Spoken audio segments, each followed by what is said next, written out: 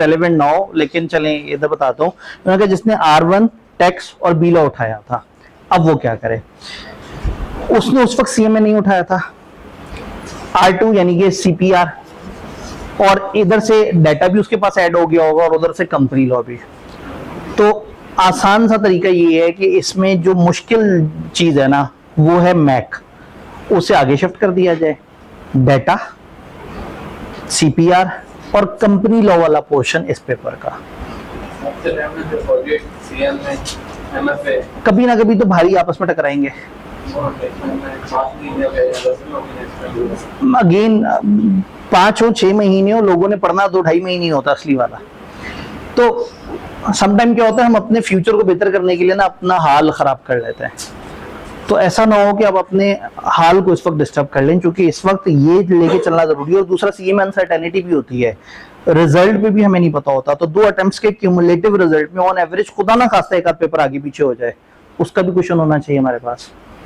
तो इसलिए मैक पहले CM में लोग मजबूरन उठाते थे, ग्रुप A में था, अब वो आगे चला गया। वो बड़ा जालिम पेपर था, उसका सबसे गंदा रिजल्ट आता था।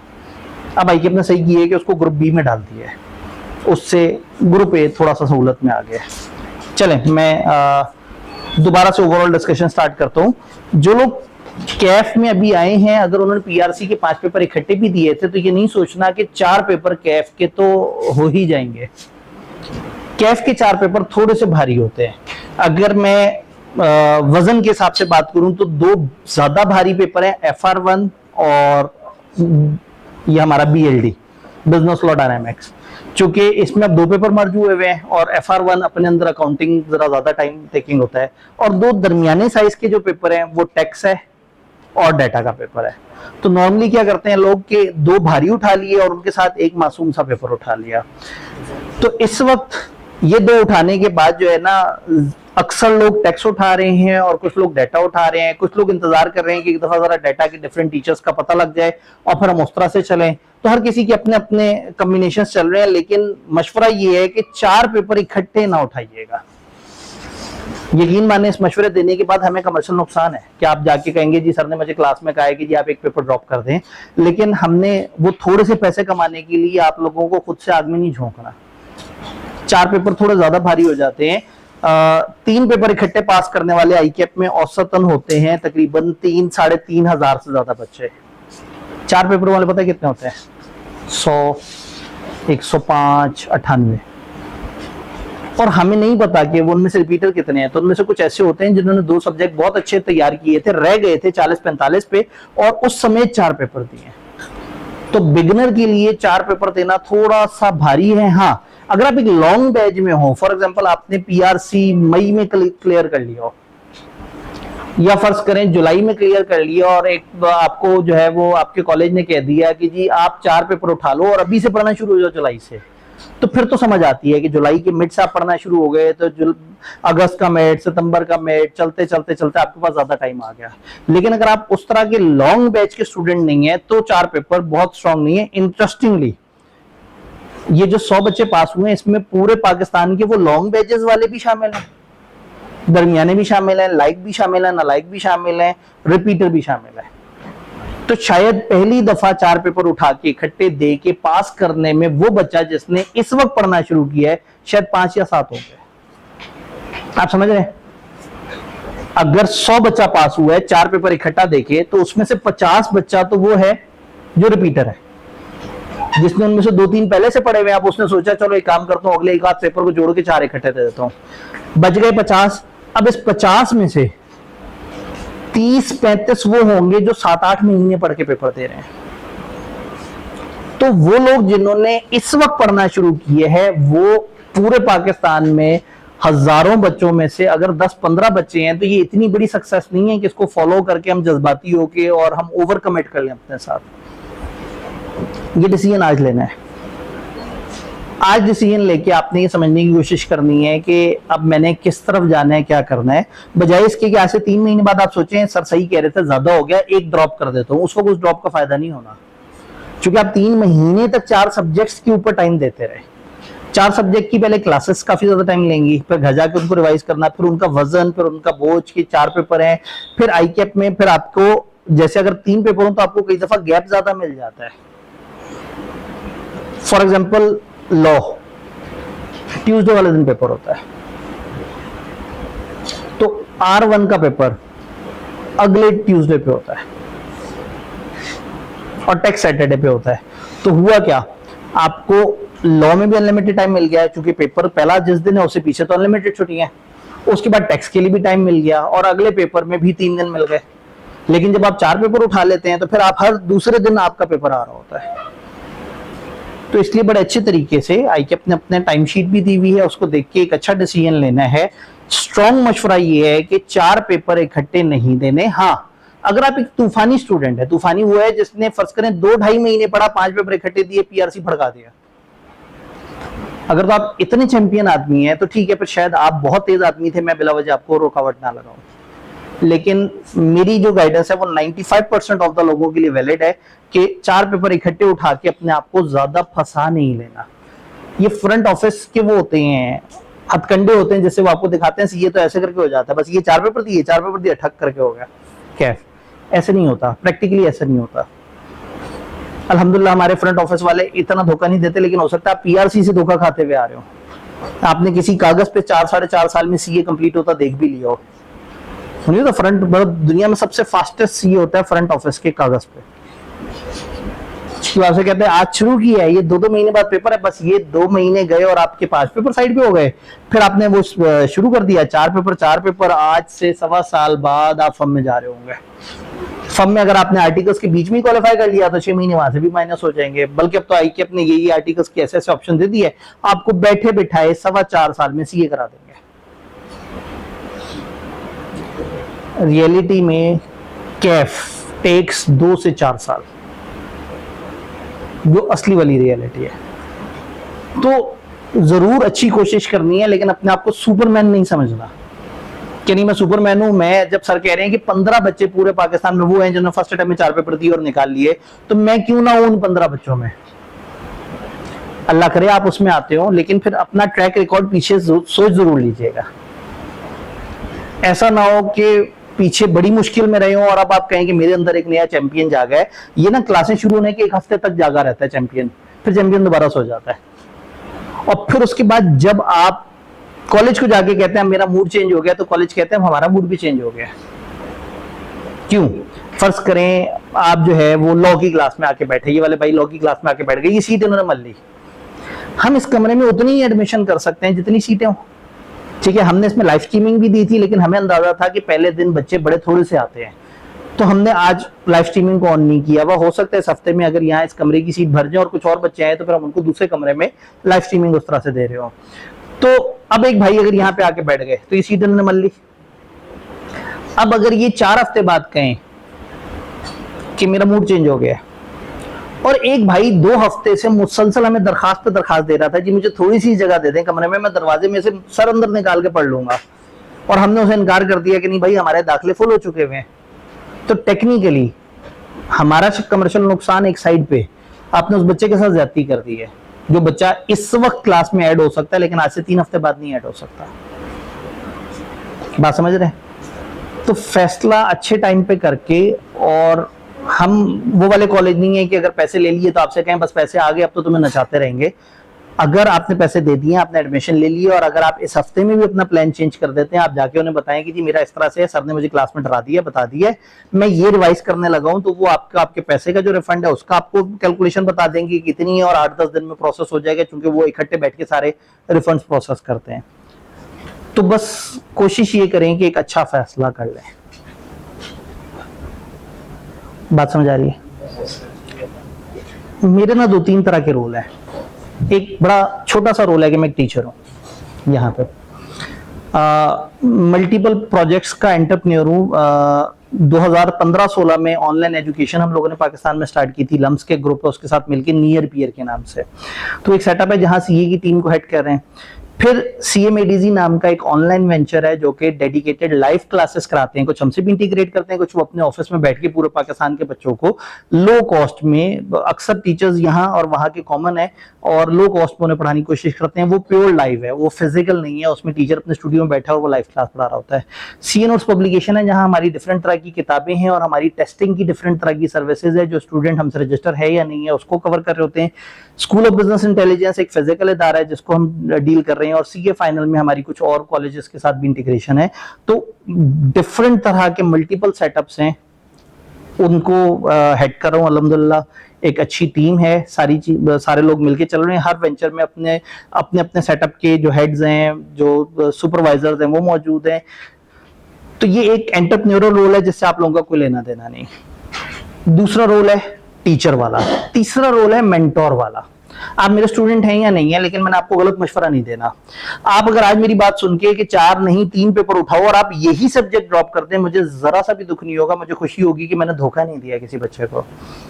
तो मेरा मेंटोर वाला रोल भी है, आपने शायद देखा होगा, बल्कि अब तो वो हमारे टीम मेंबर ने जो है ना वो मेरी वीडियोस काट काट के और सोशल मीडिया पे डालनी शुरू कर दी है, तो मैं इधर उधर वायरल होता हुआ भी नजर आ जाता हूँ। आपने अभी एक फिल्म की वो देखा, ट्रेलर देखा और ऐसे रील आ गई की तो आब्दी साहब आ गए और वो आपको जो है ना वो पिंदो नसा की बातें बताना शुरू हो गए। तो मेरा एक वो रोल भी है जिसमें मैं पब्लिक सर्विस के लिए जरा कोशिश करता हूँ कि लोगों को पॉजिटिविटी और मोटिवेशन की तरफ लेके चलो। इंटरेस्टिंगली आपको सारे फ्लेवर इकट्ठे मिल जाएंगे। अब जब मैं इतने टाइम के लिए आपको पढ़ा रहा हूँ तो हम लॉ पे भी बात करेंगे। मैं अक्सर आप लोगों को वो वाली हैबिट्स जो कि CA में आगे जाने से रोकती हैं उससे भी बता रहा हूँ। जितने भी टीचर्स हैं हमारे, जाहिर है वो बड़े अच्छे तरीके से आपको पढ़ा रहे होंगे, बड़े फोकस के साथ सब्जेक्ट को लेके चल रहे होंगे। मैं ऐसे में समझता हूँ कि मैंने सिर्फ पढ़ाना ही नहीं है, मैंने आप लोगों को थोड़ा थोड़ा सा फ्यूचर के बारे में बताना है। एक भाई फर्ज करें यहाँ से मुझे कहें कि सर मैंने सुना है CA की वैल्यू खत्म हो गई है, आप इस पे बताएं। एक भाई वहां से कहें कि सर सुना है ग्रेजुएशन के बगैर तो CA का फायदा ही नहीं। एक भाई अगर यहाँ से कहें कि सर वो CA करने के बाद भी कुछ करना होता है। एक भाई ऑनलाइन से अगर कोई सवाल पूछे, तो कोशिश ये होगी कि आप लोगों के जहन में जो जो खदशात हैं, जो परेशानियां हैं, उनको साथ साथ रिजॉल्व किया जाए। पूरी दुनिया को, पूरे आउटसाइड दिस क्लास सब लोगों के मसले हल कर रहे हैं, तो जो अपनी क्लास के बच्चे उनके मसले क्यों ना हल हो। फिर छोटी छोटी सी वो गाइडेंस दूंगा जो आप लोगों को काम आएंगी। आप बिल्कुल अभी कैफ का सफर स्टार्ट कर रहे हैं, PRC वाला मजाक जो है ना अब वो खत्म करना पड़ेगा। ये चीज बड़ी जरूरी है, इसको समझना कि जो पीछे वाली बातें हैं उनको आपने, हम पहले ये डिस्कशन कर लें फिर हम पिछली स्लाइड पे आते हैं। PRC एटीट्यूड खत्म करना है। ये PRC एटीट्यूड क्या होता है? 5 पेपरों में से 2 को समझना है कि ये पेपर है और 3 तो मजाक है। मुझे बताने की जरूरत तो नहीं कि 3 और 2 में क्या फर्क है। ये 2 कैसे कह रहा हूं और 3 कैसे कह रहा हूं, कैसे कह रहा हूं? 2 को पढ़ना होता है और 3 को नहीं पढ़ना होता। इंट्रो टू अकाउंटिंग और QM पूरी क्लास में मौजूद तमाम लोग मेरे ख्याल से मुत्तफिक हैं। तो आप सब लोगों से इंफरादी तो मैंने नहीं पूछा था कि आपके क्या जज्बात हैं, लेकिन आपने जो एटीट्यूड बना लिया, मैं ओवर द इयर्स लोगों का देख रहा हूं कि अकाउंटिंग से मोहब्बत, न्यूमेरिकल से मोहब्बत और थ्योरी से दुश्मनी। तो पहला एटीट्यूड PRC में ये सिखाता है कि थ्योरी को नहीं पढ़ना होता, न्यूमेरिकल को पढ़ना होता है। दूसरा, PRC में कहता है कि तुम तुक्का भी लगा सकते हो। पेपर में एक सवाल नहीं आता, कोई बात नहीं, 4 में से 1 तो ठीक जवाब होगा, 25% चांस तो है ही है। आंखें बंद कर ली, दुआ पढ़ ली तो 50% हो गए चांस। और जब जवाब पहले से ही सामने हो तो हिंट भी मिलने शुरू हो जाते हैं, और कुछ नहीं तो जवाब सामने, उनको सवाल में पुट करके पता लग जाता है कि ये जवाब सही है या नहीं है। कैफ में वो मजाक तो है ही नहीं। तो कैफ में आपको पहले से जवाब सामने नजर नहीं आ रहे होंगे और तुक्का नहीं चलेगा। 2 डिफरेंस हो गए, 2 चीजें जो PRC ने खराब की। तीसरा, PRC ने आप अच्छा भला लिखते आ रहे थे FSC तक, लिखने वाले स्टूडेंट को टिक लगाने वाला स्टूडेंट बना दिया। जब आपने माउस से जाके रेलेवेंट ऑप्शन पे टिक कर रहे हैं और थोड़ा सा लिखना पड़ गया अगर किसी पेपर में तो रोना शुरू हो गए। और कैफ में क्या करना होगा? फिजिकल कागज पे अन्य लिखना होगा। तो आपके अंदर का वो लिखने वाला मेहनती स्टूडेंट माइनस हो चुका है, आपके अंदर न्यूमेरिकल की मोहब्बत करने वाला स्टूडेंट जाग चुका है, और आप में तुक्का लगाने की एक कैपेबिलिटी आ चुकी है। ये तीनों चीजें कैफ के लिए जहर है, ये बड़ा मुश्किल हो जाएगा। तो अब आपने करना ये है कि आपने तमाम पेपर्स को इक्वल इंपॉर्टेंस देनी है, सारे पेपर्स को साथ लेके चलना है। CA में कितनी देर पढ़ना होता है? 10 घंटे, 12 घंटे, 15 घंटे, 14 घंटे? भूल जाए पीआरसी में तो आपने मजाक किया है, वो शुगल था, वो एंट्री टेस्ट था सीए में आने का। सुना क्या है कि सीए में कितनी देर पढ़ना होता है? कुछ तो सुना होगा। 6 घंटे। और डेली पढ़े तो 4 घंटे भी काफी है। और नींद, नमाज, खाने और ऐसे मिलते जुलते लफ्ज के अलावा सिर्फ पढ़ना होता है। और कोई जो सर ने क्लास में पढ़ाया बस उसी को जाकर रिवाइज करना है। एक भाई ने भी कहा। और सच्ची रियलिटी ये है कि अदर देन क्लास प्योर पढ़ाई है 3 से 4 घंटे बस। प्योर पढ़ाई समझते हैं? बिला शिरक। आपको पढ़ाई करने से कोई चीज रोकती तो नहीं? मोबाइल। एक जमाना होता था मोबाइल जेब में होते थे, अब अक्सर लोगों ने बाजू पे रखे हुए कुर्सी के। चूंकि नोटिफिकेशन आने के बाद मोबाइल देखने में ताखीर में अगर मिली सेकंड का फर्क पड़ गया तो मैसेज भेजने वाला उदास हो जाएगा। तो जो क्लास पढ़ते हुए मोबाइल से दूर नहीं है, जब मैं भी सामने हूं और मैं जितनी हाइट पे हूं मुझे सब लोग उनके बाजू सब नजर आ रहे हैं, तो जब इस वक्त आपको टेंशन नहीं है तो जब आप घर में तन्हाई में बैठ के किताब पढ़ने के बारे में सोच रहे होंगे तो किसने आपको देखना है, किसने शर्मिंदा करना है? तो फिर होगा क्या? टाइम किसको मिलेगा? मोबाइल को। क्या मोबाइल यूज करना गलत है? मेरे हैत के या मेरे से ऊपर के हैत के लोग यही कहेंगे गलत है। मैं आपसे कहूंगा मैंने कैफ कर लिया था, मेरे पास मोबाइल नहीं था। आप कहेंगे सर तो आप हैं भी तो पत्थर के जमाने के ना, मोबाइल उस वक्त अभी आए नहीं थे। मोबाइल थे, यूज होते थे धड़ाधड़, उस पर इंटरनेट भी चलते थे, लेकिन हमने अपने आप को दूर रखा था। क्यों? क्योंकि हमसे पिछला एरा बगैर मोबाइल वाला गुजरा था, तो हमारे लिए थोड़ा सा ईजी था। आज मैं ये एक्सपेक्ट करूं कि एक बच्चा मोबाइल के बगैर जिंदगी गुजार सकता है? बड़ा मुश्किल है। मोबाइल के बगैर सांस ले सकता है? बड़ा मुश्किल है। अगर मैं चैलेंज दूं कि किसी दिन आपने सोने के लिए लेटना है और सो जाना है, इम्पॉसिबल। साइड पे रखी हुई एक मशीन को ऐसे करके कम से कम एक दफा तो जरूर देखेंगे, और एक दफा देख लिया तो उसमें बड़ी कशिश है।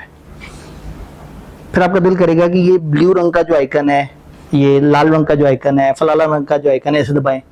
जब उसे दबाएंगे तो आप एक दुनिया में चले जाएंगे। वो दुनिया में मस्ती चल रही होगी, सुकून होगा, आपकी टेंशनों से आपको दूर ले जाएगी वो दुनिया। फिर आप रील्स देखना शुरू करेंगे। 2-2.5 घंटे बाद आपको याद आएगा कि टाइम बहुत ज्यादा हो गया, सुबह क्लास के लिए नहीं उठा जाएगा, तो आप कहेंगे क्लास तो 100 दफा होनी है, ये रील आज अगर निकल गई तो दोबारा कहाँ आनी है? मोबाइल इतनी जालिम चीज है। आपको तो मोबाइल की एंड्रॉइड की सेटिंग में मौजूद होता है कि आप देख सकते हैं आप कितना टाइम स्पेंड कर रहे हैं। उसमें एक बड़े मजे का ऑप्शन होता है, वो ये तक बताता है कि आपने उस ऐप पे कितना टाइम स्पेंड किया। इवन फेसबुक वगैरह पे भी एक और मजे की बात है, वो ये बताता है आपने कितनी दफा क्लिक किया। मैंने एक दफा क्लास में बच्चों से कहा कि आप मोबाइल निकालें, तजर्बा करें, मैं बोर्ड की तरफ देख रहा हूँ, आपने नंबर बताते जाना है कि आपको क्या नंबर मिला। मैं नहीं जज करूंगा कि किस बच्चे ने कितना देखा। 100, 120, 170 ये रिप्लाई मिले मुझे दिन में 120 दफा। वो भाई साहब ने जिसने बोला फेसबुक पे क्लिक किया था, इसका मतलब 120 दफा जेब से मोबाइल निकला होगा, उस पर क्लिक किया होगा, अंदर जाके थोड़ा सा टाइम गुजारा होगा, फिर वापस आया होगा, और फिर थोड़ी देर बाद मचल के दोबारा किया होगा कि शायद कोई नोटिफिकेशन मिस हो गई हो, शायद आवाज देना भूल गए हो फेसबुक वाले, शायद कोई लाइक कर गया हो, शायद किसी ने कोई कमेंट डाल दिया हो। मजा आता है। वो आर्टिफिशियल दुनिया बहुत मजे की है, लेकिन वो तो पूरी पाकिस्तानी कौम मजे कर रही है। वो वाले जो लोग जिनके पास नौकरी नहीं है, जो बस दिन में कभी कभार थोड़ी सी मजदूरी कर ली, वो भी तो मौजूद है उस पर। ज्यादातर वो लोग जिनके पास कोई टाइम नहीं है, कोई काम नहीं है, वो ये काम कर रहे हैं। एफएससी का पेपर देने के बाद बच्चा फारिग बैठा हुआ, हर वक्त मीडिया पे। और आप क्या करने आए हैं? सीए। और यहाँ आने से पहले लोगों ने कहा था ये तो हलवा शोगल है, ये भी नहीं कहा था। तो लोगों ने बताया था कि ये एक अहम चीज है, जरूरी चीज है, मुश्किल चीज है, मेहनत करनी पड़ेगी। तो फिर उस मेहनत में मोबाइल काम खराब करेगा। ये एक्सपेक्ट करना कि आप मोबाइल यूज नहीं करेंगे, ये मेरी बहुत बड़ी गलती होगी। मैं एक्सपेक्ट नहीं करना चाह रहा, मैं ये भी नहीं कह रहा कम करें इसे, मैं सिर्फ कह रहा हूं डिवाइड कर दें। दिन में 10 घंटा किताब भी खुली हुई है और मोबाइल भी साइड पे है, उसकी नोटिफिकेशन भी चल रही है और किताब भी चल रही है। 10 घंटे बाद ना एंजॉयमेंट सही से हुई है, ना पढ़ाई सही से हुई है। कॉलेज से घर गए, घर जाके नहाए धोए, खाना वगैरह खाया और सोचा कि आज जो हमने पढ़ा है उसको रिवाइज कर लूं। मोबाइल को ऑफ किया और ऑफ करके चार्जिंग पे लगा दिया। दिन में अगर मोबाइल थोड़ी सी देर के लिए ऑफ हो तो मोबाइल की बैटरी की लाइफ बढ़ती है। चार्जिंग ऑन हुए मोबाइल की करें वर्सेस ऑफ हुए मोबाइल की करें, आप सर्च कर लीजिएगा। ऑफ हुए मोबाइल की चार्जिंग भी फास्ट होती है और मोबाइल का नुकसान भी कम देती है। तो पूरा दिन इस्तेमाल से मोबाइल हीटअप भी हो गया होता है, तो आपके मोबाइल को थोड़ा सा रेस्ट चाहिए। तो कितना अच्छा है कि आप उसे 2.5 से 3 घंटे के लिए ऑफ करके चार्जिंग पे लगा दें अपने से दूर, और फिर बैठ के पढ़ना शुरू करें। आपको पता है मोबाइल के साथ जो बिल्ट इन इसकी चार्जर की तार आती है वो इतनी छोटी सी आती है। वो इसलिए होती है कि लोग अपने मोबाइल को चार्जर के करीब ही कहीं लगाएं और ऐसा ना हो कि तार ऐसे है यूं नीचे तक आ रही है और आप बैठे पढ़ रहे हैं और साथ साथ मोबाइल भी यूज कर रहे हैं। ये तो पर हम लोकल देसी टोटका लगा के तार लंबी कर लेते हैं। तो मोबाइल को चार्जिंग पे करके साइड पे करते हैं, ईमानदारी से पढ़ें। आपको लगेगा 1 घंटे में 15 घंटे निकल आए हैं। जब बार बार हाथ साइड पे किसी डिवाइस को ढूंढ रहा होगा, नहीं मिलेगी और मायूस होकर दोबारा उस किताब पे आएंगे तो इतनी तेजी से पढ़ेंगे उसे, शायद 4 घंटे का टारगेट आप 2.5 घंटे में खत्म कर लेंगे। मोटिवेशन होगी कि मुझे उस दुनिया में वापस जाना है। अब मोबाइल उठाएं और जो मर्जी करना है करें। अब मोबाइल को यूज करते हुए रील देखते हुए ये टेंशन नहीं होगी कि आज का मैंने अकाउंटिंग का सवाल नहीं किया, ये टेंशन नहीं होगी कि टेस्ट तैयार नहीं किया, ये टेंशन नहीं होगी कि मेरी लाइफ का क्या बनेगा, क्या मैं कामयाब इंसान बनूंगा। ये टेंशन पता कब होती है? जब आप 252वीं रील पे होते हैं देखते देखते, फिर सोचते हैं कि मैं कामयाब इंसान बनूंगा। अंदर गिल्ट फील तो होती है कि मैं कितना फजूल आदमी हूं कि मैं बस ये वीडियो घुमाई जा रहा हूं, मैं लाइफ में कुछ भी नहीं कर रहा। लेकिन अगर आपने आज के दिन के काम पे टिक लगाया हुआ है तो जब ये सवाल आएगा कि क्या मैं सक्सेसफुल हूँ, आप कहेंगे हाँ मैंने जो काम की चीज थी वो कर ली, अब तो मैं टाइम पास कर रहा हूँ, मैं एंजॉय कर रहा हूँ। हर दिन अपने आप को गिफ्ट दें 7 घंटे मोबाइल टाइम का, 3 घंटे पढ़ाई इस्तेमाल करने के बाद। लेकिन 10 के 10 घंटे दोनों चीजें साथ चलाई तो यकीन माने ना पढ़ने में मजा है ना एंटरटेनमेंट में मजा है। मैच देख रहे हो और जहन में हो कि टेस्ट तैयार नहीं हुआ हुआ तो फिर मैच का मजा भी नहीं है। लेकिन अगर टेस्ट तैयार हुआ वो तो फिर सुकून है। फिर दोस्तों के साथ मिलके बैठना, बरकत मार्केट पे बैठना, बर्गर खाना, हल्ले गुल्ले करना, इधर उधर सड़कों पे बिला वजह घूमना फिरना, ओके। क्यों? अपने उस दिन का बेसिक काम जो आपने करना था वो कर दिया। सिर्फ एक छोटी सी आदत डे 1 में आप में से जिसने अडॉप्ट कर ली, मैं लिख के दे देता हूं पूरे सीए में शुरू से लेके एंड तक 3 से 4 घंटे इज द एवरेज टाइम जिससे ऊपर आपको नहीं घर जाके पढ़ना पड़ेगा अगर आप वो मोबाइल लेस चल रहे हैं। और अगर आप कहें कि नहीं सर मुश्किल है, हम नहीं छोड़ सकते मोबाइल, क्यों नहीं छोड़ सकते? वो डिवाइस आपको हरा रही है? नहीं सर, कुछ बहुत जरूरी मैसेज आने होते हैं। मैंने भी आपको बताया मैं 5-6 वेंचर्स को हेड कर रहा हूं, मैं अक्सर दूसरे मुल्कों में गया हुआ होता हूं, मैं ऑनलाइन क्योंकि सेटअप वो कर रहा हूं, अच्छे खासे एक बुजुर्ग चार्टर्ड अकाउंटेंट भी हूं। मैं शायद आप सबसे ज्यादा अहम इंसान होगा, तो मेरा मोबाइल तो मेरी जेब में भी नहीं है, साइड पे पड़ा हुआ, साइलेंट, वाइब्रेट भी नहीं करता। को पता नहीं अनलेस की उसकी टोन चेंज हुई भी हो, लेकिन बहरहाल वाइब्रेट भी नहीं करता। जब मैं आपके सामने हूं तो मैं आपके सामने हूं। मुझसे राब्ता करने वालों को पता है कि अगर हम राब्ता करेंगे ये नहीं उठाएगा तो इसका मतलब है ये कोई बहुत जरूरी काम कर रहा है। वो उस पर एक दफा माइंड करेंगे, मैं कहूंगा जी ये काम मेरे लिए बड़ा जरूरी है, देखिए अगर आपको इससे बुरा लगा तो चलें, फिर हम आपस में हम ये वाला अपनी डील खत्म कर देते हैं। क्योंकि मेरे लिए आपको पढ़ाना इस वक्त इतना जरूरी है कि मैंने मोबाइल नहीं लेने और मेरे आसपास के लोगों को आदत हो गई है इसकी, और मुझसे ज्यादा किसी को जरूरत नहीं है मोबाइल की, इतनी ज्यादा जितनी मुझे जरूरत है। शायद मेरी कॉल मिस हो जाए तो 15-20 लाख का कॉन्ट्रैक्ट हाथ से चला जाए। आपकी कॉल मिस हो जाए तो ज्यादा वो जो धनिया लेके जाना था घर वापसी पे वो मिस हुआ होगा, घर जाके दोबारा खामखा 5 मिनट की वॉक करनी पड़ जाएगी। सर आप समझ नहीं रहे, आप लोगों ने बड़े होकर वो काम शुरू किए थे, हम लोगों ने छोटी एज में वो काम शुरू कर लिए हैं जिसके लिए मोबाइल देखना जरूरी होता है। ऐसे काम तो नहीं। और अगर ऐसे काम की वजह से मोबाइल देख रहे हैं तो वो जो बंदा जिससे आप कनेक्टेड हैं, क्या आपकी लाइफ की जरूरी बात समझता है? उसको कहना देखो मैं एक टेस्टर दे रहा हूं तुम्हें, तुम अगर समझते हो, मैं फिलहाल सीगाए तस्कीर इस्तेमाल कर रहा हूं, तस्कीर तनीस पढ़ा है ना? तो आप अपने उस दोस्त से कहते हैं कि तुम अगर समझते हो ठीक है, तुम अगर समझते हो कि मैं तुम्हारे लिए लाइफ में जरूरी हूं और मैं भी समझता हूं तुम मेरे लिए लाइफ में जरूरी हो, तो ये 3 घंटे समझ लो कि मैं बहुत जरूरी काम कर रहा हूं जो मेरे लिए आज फायदेमंद है और कल को मेरे तुम्हारे दोनों के लिए फायदेमंद है। और अगर उसने आपको वो 3 घंटे भी ना दिए जिंदगी में, बेड़ा गर्क कर देना उसने, आगे खा जाना आपको। जिसको आज आपकी जिंदगी के अहम चीज का नहीं पता, उसने आपको ऑफिस नहीं जाने देना कल को कि जानू मानू डेली ऑफिस चले जाते हो। ऐसे थोड़ी होता है, काम थोड़ी करना है। तो मत करें। एक तो ये एज नहीं है इन कामों की। फर्ज करें खुदा ना खास्ता आप फंस गए किसी वजह से, तो कम से कम उस बंदे को टेस्ट जरूर करेंगे कह के कि मेरा पढ़ने वाला टाइम है, इस दौरान तुम मैसेज कर भी दो तो मैं जवाब बाद में दूंगा। और आपको तो मैसेज का पता ही नहीं लगेगा, मोबाइल तो ऑफ है। एक आध दफा झगड़ा होगा, आपने फिर समझाना है कि मेरे लिए इस वक्त ये पढ़ाई बड़ी जरूरी है और दिन के 21 घंटे में अवेलेबल हूं। तो अगर दिन के 21 घंटे आप अवेलेबल हैं और 3 घंटे अवेलेबल नहीं है और लोग इस पे राजी नहीं है, तो ऐसे लोगों से दूर हो जाएं जो आपको जिंदगी में 3 घंटे भी अपने लिए नहीं निकालने दे रहे। जब आपका रील्स वाला टाइम है, खुल के बातें भी करें, मैसेजेस करें, जो मस्ती करनी है करें। तो कहने का मतलब ये है कि मोबाइल जरूरी या प्रोफेशनली होता है या पर्सनली होता है। प्रोफेशनली मैंने एग्जांपल दे दी कि अगर मुझे जरूरत है, लेकिन मेरे साथ के आदी हो चुके हैं कि हाँ ये जब जरूरी काम कर रहे होते हैं तो ये उसको मोबाइल नहीं लेते, बाद में हमें कॉल बैक करके हमसे बात कर लेंगे। तो आपको अगर पर्सनली भी बहुत ज्यादा जरूरी लग रहा है तो भी आप कम से कम 2-3 घंटे का टाइम वो रख लें जिसमें आप लोगों को बताएंगे ये मेरा मोबाइल यूज करने का टाइम नहीं है। फौरन से पता लग जाएगा कौन सिंसियर है कौन सिंसियर नहीं है। तो उसके बाद फिर उन लोगों के साथ चलें जो सिंसियर है आपके साथ। तो सिर्फ एक छोटी सी एडवाइस पहले दिन कि आज से ऑनवर्ड दिन में एक मी टाइम फॉर स्टडी जरूर निकाल लें और वो 3 से 4 घंटे का होना चाहिए। आज से लेके एंड ऑफ सीए तक जिस दिन 4 घंटे से ऊपर पढ़ना पड़ जाए आप मुझे राब्ता कीजिएगा कि सर आपने गलत बात की थी, मुझे तो 4 घंटे ज्यादा पढ़ना पड़ा है। मैं फिर फौरन से पूछूंगा आसपास कोई डिवाइस तो नहीं,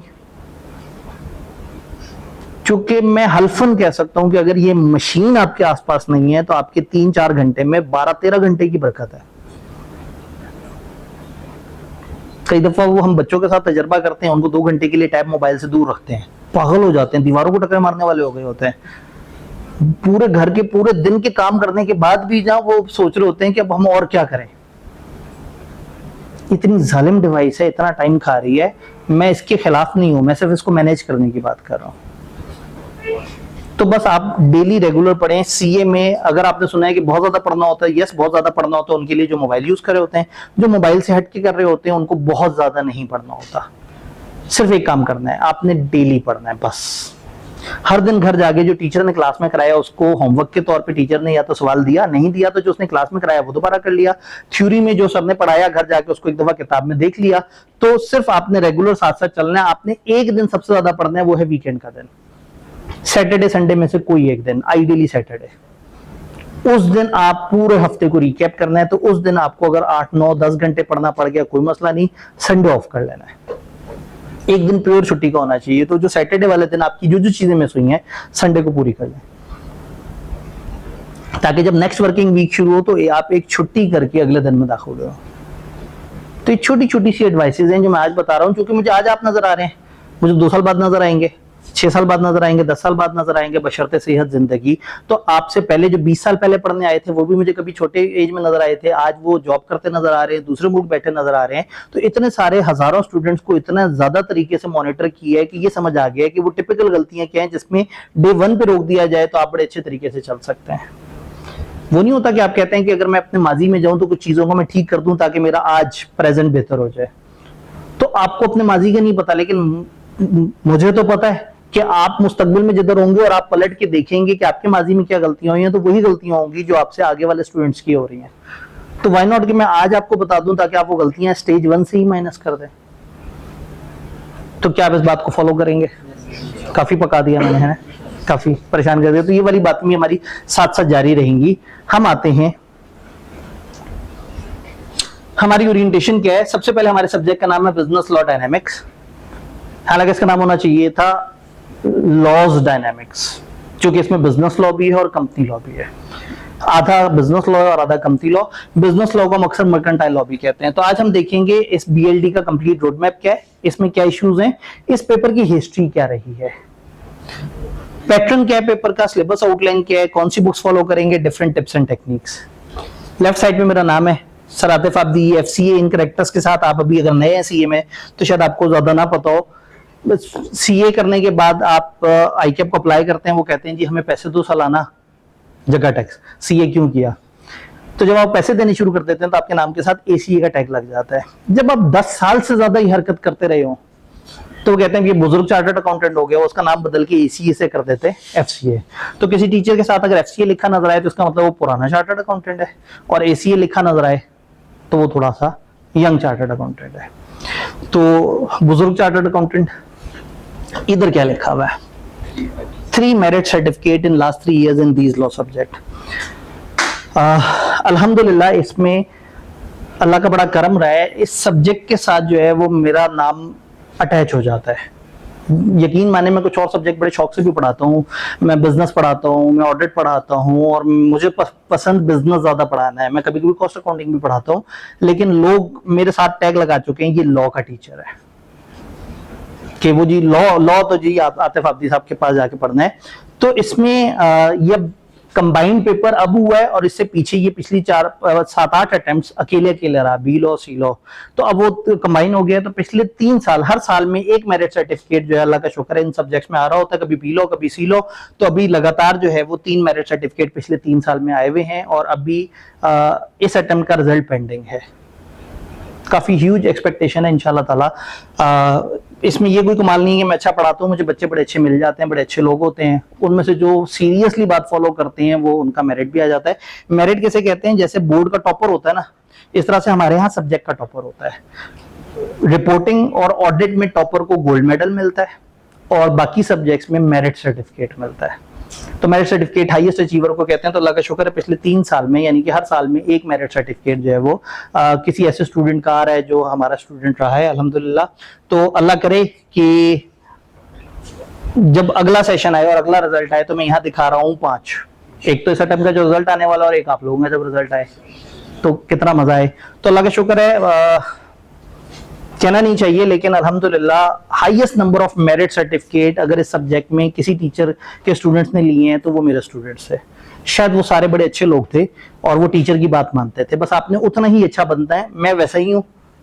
अब वही वाली बात है, उस क्लास में बच्चे फेल भी तो हुए होंगे, मेरिट वाले का तो क्रेडिट ले लेते हैं, टीचर फेल वाले का।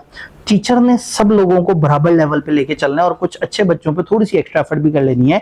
लेकिन उस क्लास में अगर कोई फेल हो रहा है तो इसका मतलब है कि वो अपने आसपास वाले बच्चों की तरह से सही से नहीं समझ रहा था। बारिश तो सब पे हो रही है, कांटा नोकीला हो जाता है मजीद, फूल निखर जाता है मजीद। डिसाइड आपने करना है कि आप फूल हैं या कांटा है। हम बारिश कर रहे होंगे, हम कोशिश करेंगे कि आपको अपनी बेस्ट स्ट्रेंथ के साथ ज्यादा से ज्यादा पढ़ाने की कोशिश करें। ये तो हो गया इनफरादी पेपर।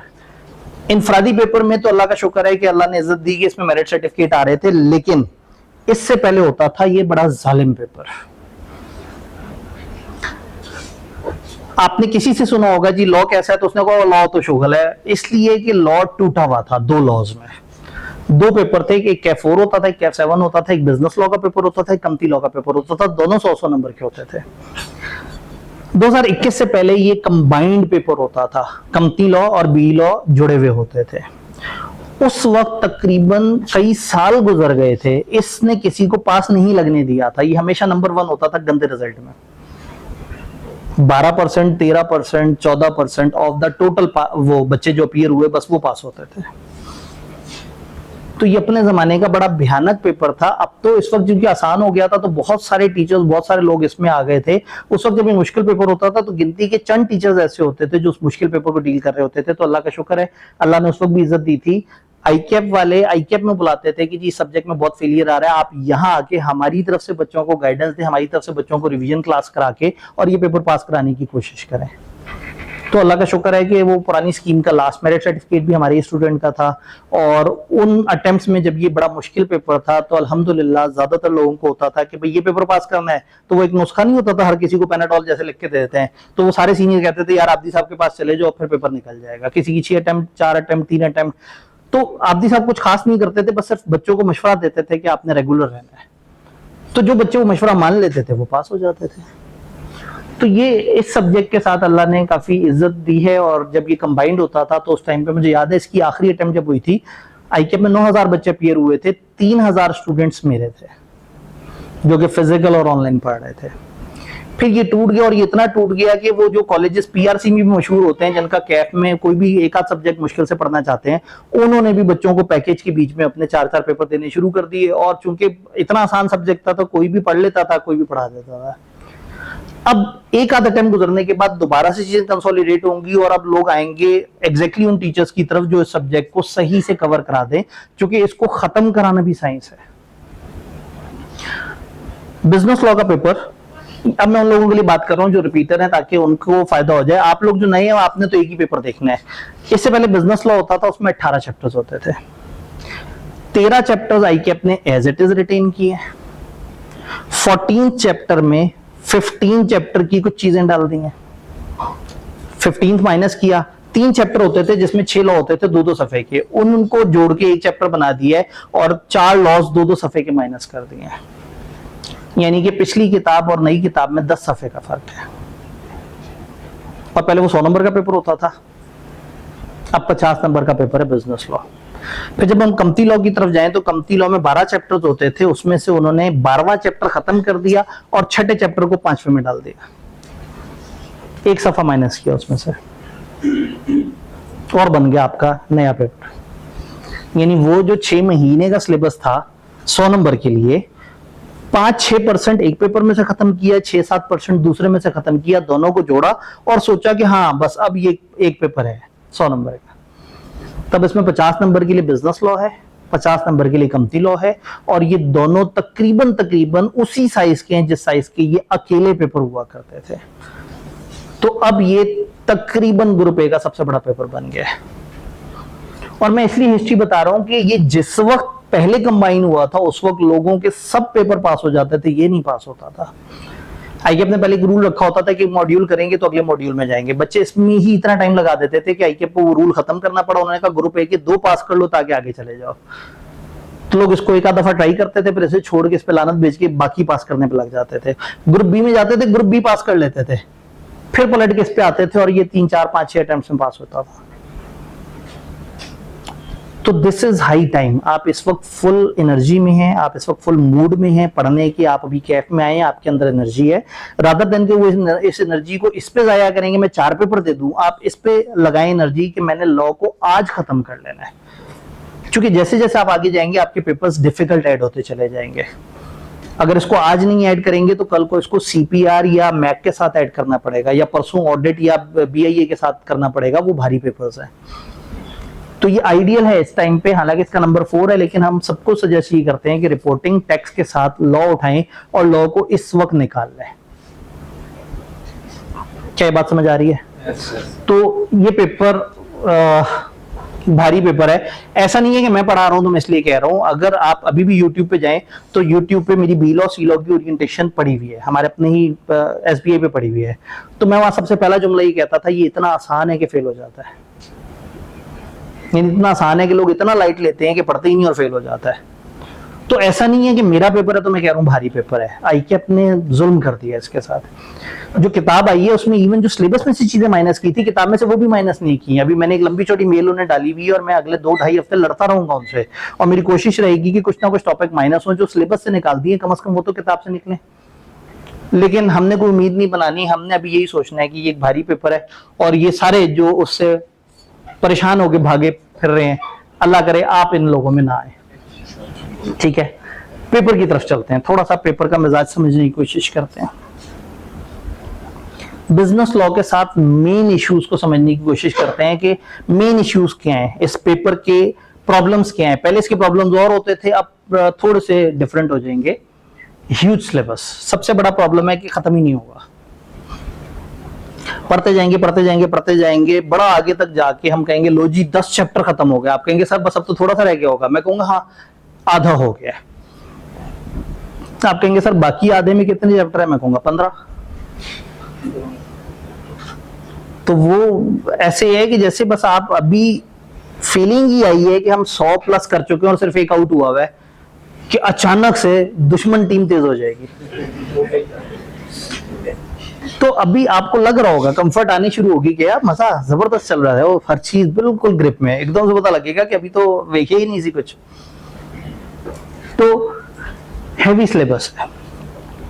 दूसरा बड़ा मसला रिटेंशन। यहाँ आईके पर डाटा एक्सपेक्ट करता है, अक्सर जगह वो एक्सपेक्ट करता है, कमती लॉ के पोर्शन में एक्सपेक्ट करता है कि आपको तारीखें याद होंगी, आपको फाइन याद होंगे, ये चीज 7 दिन में करनी है, ये चीज 14 दिन में करनी है, ये चीज 21 दिन में करनी है। बी लॉ में वो एक्सपेक्ट करता है कि आपको याद होगा कि लिस्ट ऑफ एसेंशियल्स क्या है। तो यहाँ रिटेंशन एक प्रॉब्लम है। फिर हाउ टू अटेम्प्ट आईकेप क्वेश्चंस। लोगों को पेपर समझ आ जाता है, आईकेप का सवाल कैसे अटेम्प्ट करने की नहीं समझ आता। क्यों? आप तो एफएससी तक लिखते आए हैं बहुत सारा। एफएससी में किताब के एंड पे सवाल दिए हुए होते थे, वही आ जाते थे पेपर में, वो आपने पहले से याद किए हुए होते थे, कुछ अनसीन था ही नहीं। यहाँ पे आपने किताब देखी है लेकिन किताब में से सवाल नहीं आना, सवाल उन्होंने बैठ के अपने हिसाब से लिखना है। आपने सवाल को न सिर्फ समझना है बल्कि उसको अपने अल्फाज में पेपर में लिखना भी है। तो यहाँ हम ड्राफ्टिंग को भी समझेंगे, राइटिंग को भी समझेंगे कि हमने आईकेप के पेपर किस तरह से अटेम्प्ट करने हैं। फिर चौथा बड़ा विलन पीआरसी एटीट्यूड, जिसकी वजह से लोग लॉ के अंदर फेलियर का शिकार होते हैं। और then finally shortcut selected study. जब आपको पता लगता है कि अच्छा इसमें 15 चैप्टर एक साइड पे हैं, 10 चैप्टर एक साइड पे हैं, तो आपको ऑटोमेटिकली जरा बाइज्ड हो जाते हैं। आप कहते हैं यार ठीक है, मैं फिर उसमें से वो कर लूं, उसमें से वो कर लूं, तुक्के लगाऊं, अल्लाह खैर करे शायद पेपर निकल जाए। भाई अगर 25 चैप्टर हैं तो हर चैप्टर से तो सवाल नहीं आ सकता, तो शायद 4-5 ऐसे चैप्टर हो जिनमें से सवाल ही ना आए। और हो सकता है आपने देखो पीछे 2-3 अटेम्प्ट में से सवाल नहीं आया, आप छोड़ दो, आपके अटेम्प्ट में आ जाए। तो ये शॉर्टकट सिलेक्टेड स्टडी इस पेपर का बहुत बड़ा विलन है। सिलेबस आउटलाइन को अगर हम समझें तो 2 हिस्सों में इन्होंने हमारे सिलेबस को डिवाइड किया हुआ है। ये पहला पोर्शन, इसको बिजनेस लॉ भी बोल सकते हैं, मर्केंटाइल लॉ भी बोल सकते हैं। मर्केंटाइल लॉ का मतलब है तिजारती कानून कवानीन, और बिजनेस लॉ का मतलब है बिजनेस के। लेकिन जब इसको बिजनेस लॉ बोलेंगे तो वो ओवरऑल पेपर के नाम से क्लैश कर जाएगा, क्योंकि पेपर का नाम है बिजनेस लॉ डायनामिक्स, जिसका आधा बिजनेस लॉ है और आधा कंपनी लॉ। तो मैं अक्सर इसको आसान अल्फाज में याद रखने के लिए मर्केंटाइल लॉ कह दिया करूंगा कि मर्केंटाइल लॉ वाला पोर्शन और कंपनी लॉ वाला पोर्शन। तो जो मर्केंटाइल लॉ वाला पोर्शन है उसमें उन्होंने 3 एरियाज बनाए। इंट्रोडक्शन टू लीगल सिस्टम, ये एक चैप्टर है और आईकेप ने इसकी वेटेज रखी है 3 से 6 मार्क्स। ये एक चैप्टर है और वो कहते हैं इसकी टीचिंग आवर्स होने चाहिए 4 से 9 घंटे। कॉन्ट्रैक्ट एक्ट हमारे लॉ सिलेबस का सबसे बड़ा लॉ, 9 चैप्टर्स इस अकेले एक कानून के। वेटेज है 25 से 32, हमारे पूरे सिलेबस की सबसे बड़ी वेटेज ही है, लेकिन इसमें 9 चैप्टर्स हैं। हाँ, ये 9 सुन के जरा परेशानी हो रही है, लेकिन इन 9 में से तकरीबन 3 से 4 चैप्टर एक एक सफे के हैं, 1-2-3 सफे के भी हैं। तो ये उतना हैवी नहीं है जितना ये सुन के फीलिंग आ रही है। फिर अदर बिजनेस लॉज, इसमें 5 चैप्टर्स हैं 15 से 20 नंबर के लिए। फिर जब इधर आते हैं company incorporation issuance of shares, 3 chapters हैं 12 से 17 नंबर के लिए, 2 चैप्टर हैं 10 से 15 नंबर के लिए और 2 चैप्टर 4-4 सफे के हैं। और इधर उन्होंने फिर 5 के करीब चैप्टर्स इकट्ठे करते हैं 20 से 25 नंबर के लिए। अगर इसको थोड़ा सा तोड़ तोड़ के देखना चाहें तो ये बेसिकली पूरे सिलेबस का मैप है। Grade A, B, C, D, E और F, ये वो ग्रेड थी जो हमने 3 से 6 नंबर के लिए देखी थी। Chapter number 1 of business law या मर्केंटाइल लॉ साइड। फिर ये कॉन्ट्रैक्ट एक्ट चैप्टर 2 से लेके चैप्टर 10 तक, फिर 11 से 15 तक। ये इन 3 चैप्टर्स को कंबाइंड पार्टनरशिप का लॉ कहते हैं। इसमें 3 चैप्टर्स हैं। ये एक और लॉ है नेगोशिएबल इंस्ट्रूमेंट, और इसमें 2-2 सफे के 2 लॉज हैं इस चैप्टर में। ये वाले 2-3 चैप्टर से जरा ज्यादा क्रैमिंग वाले सवाल आते हैं, कॉन्ट्रैक्ट एक्ट से ज्यादा लॉजिकल सवाल आता है, और इसमें 11-13 से अक्सर लॉजिकल सवाल आता है। कंपनी लॉ की तरफ के 50 नंबर की तरफ जाएं तो ये 3 चैप्टर, ये 2 काफी बड़े चैप्टर हैं, ये दरमियाना से चैप्टर है, एक ये वेटेज एरिया है, ये सबसे मजेदार एरिया है। 4-4 सफे के 2 चैप्टर्स हैं और इधर एक अच्छी वेटेज है सिलेबस की। यानी अगर आप देखें तो ये 10 से 15 नंबर के लिए ये 2 चैप्टर्स और ये मुनासिब साइज के चैप्टर हैं। फिर ये काफी हैवी चैप्टर्स हैं और इसमें मिक्स हैं, और इसकी उन्होंने मिला के 20-25 नंबर की वेटेज रखी है। तो 10-15 चैप्टर्स उस साइड के और 10 चैप्टर इस साइड के, ये टोटल 25 बन जाते हैं। बात कुछ कुछ समझ आई? अब सवाल ये है कि इनमें से ज्यादा जरूरी कौन से हैं, कम जरूरी कौन से हैं, कौन सा आईकैप ज्यादा पूछता है, कौन सा कम पूछता है। इस पेपर का तो अभी तक पेपर हुआ ही नहीं, ये तो अब कंबाइन हुआ है ना। आप लोग कई साल बाद पहली दफा वो लोग हैं जो कंबाइन हुआ वो पढ़ रहे हैं, और उससे पहले जब पेपर होता था तो उसमें कुछ और ग्रेड होती थी। तो आज हमारे पास कंपैरिजन में 0 पेपर है जिसमें हम देख सकें कि इन 25 चैप्टर्स में से आईकैप ने कैसे कैसे 100 नंबर पूरे किए। लेकिन हम ये जरूर देख सकते हैं कि ट्रेडिशनली बी लॉ वाला, मर्केंटाइल लॉ वाले पोर्शन में कौन से चैप्टर्स आईकैप को ज्यादा पसंद आया करते थे। तो ऐसे में चैप्टर 7, 4, 13, 12, 6, 9 इनके आज भी यही नाम है। उस वक्त आईकैप इस पेपर का तकरीबन आधे से ज्यादा पोर्शन ये 5-6 चैप्टर से पूछ लेता था। इसको हम कभी मेन पे मजीद हाईलाइट भी कर लेंगे, ये कौन कौन से चैप्टर थे। अभी तो सिर्फ पहला दिन है, जरा एक आइडिया वो करना है। ये मॉडरेटली इंपॉर्टेंट 6 चैप्टर्स हैं, 29% ऑफ द पेपर यहाँ से, और ये थोड़े से कम पूछे जाने वाले चैप्टर्स ये इस तरह से। जस्ट फॉर आइडिया, क्योंकि अभी ये वाली चीज हमें बहुत ज्यादा आइडिया नहीं दे सकती, लेकिन बस ये एक अंदाजा लगाने की कोशिश करनी है कि कौन सी चीज ज्यादा पूछते रहे हैं। अगर सीलो की साइड पे बात करें तो सीलो में वाइंडिंग अप का एक चैप्टर होता था, सबसे ज्यादा पूछते थे, वो निकाल दिया उन्होंने। उसके अलावा बाकी सारे चैप्टर आज भी जिंदा हैं। छठा चैप्टर, 5वां चैप्टर मर्ज हो चुका हुआ है, 1-2 सफे उसमें से माइनस हुए। तो तकरीबन उस वक्त भी इधर सीलो के पोर्शन में 3-4 चैप्टर्स में से 61% पेपर आ जाता था।